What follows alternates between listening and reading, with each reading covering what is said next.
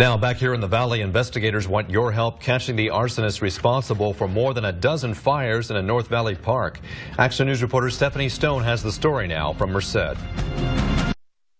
They call them nuisance fires, but the problem is once the weather turns, in this case, they're no longer a nuisance. They're flat out dangerous. Along this bike path here, there's a burnt area.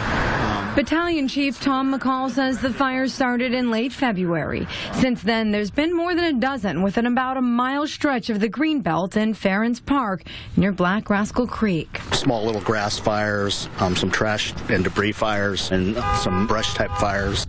They're called nuisance fires when they don't do a whole lot of damage, but more than a dozen fires and those nuisances are starting to add up. We want to stop, who's ever doing this before. We have a really big problem. And he says he's worried about what could happen when the weather changes.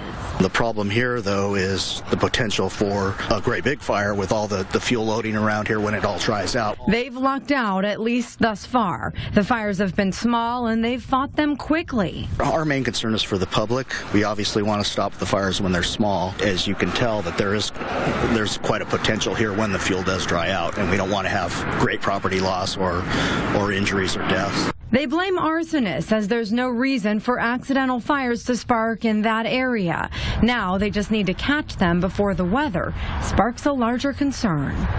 Investigators have some good leads, but if you've seen anything or if you've got any information, Merced Police and Fire hope you'll call.